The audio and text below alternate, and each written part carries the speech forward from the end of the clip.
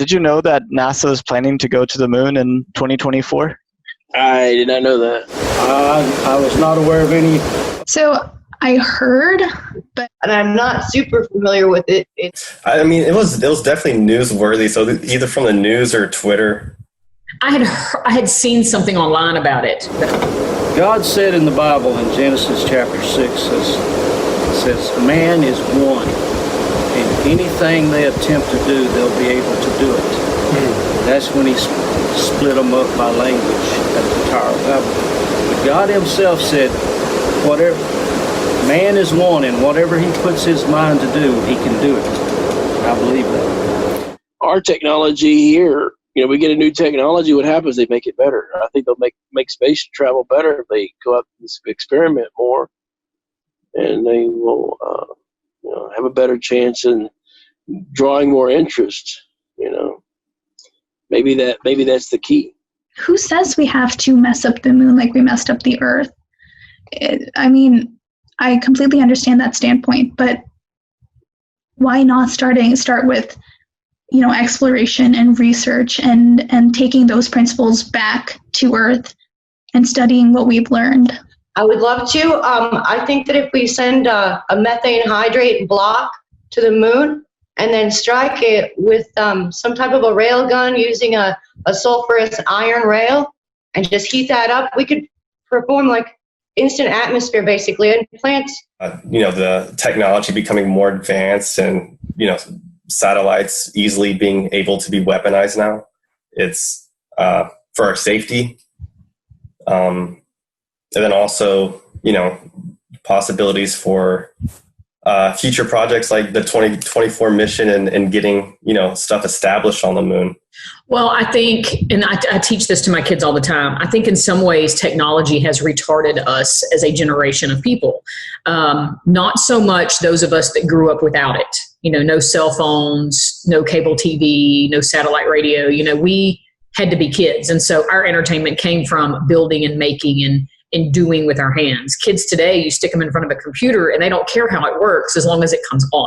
While on the moon, if you do something wrongly, maybe it will have some bad damages and bad also consequences to humanity later on. So I think they might need to carefully start inquiring that part of the world.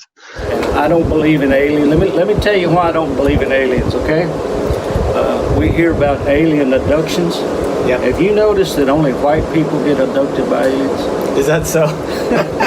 You never hear of a black person or a Hispanic person or German person getting it. It's always an American white person got abducted. People die of heart disease. 640,000 people die of heart disease a year.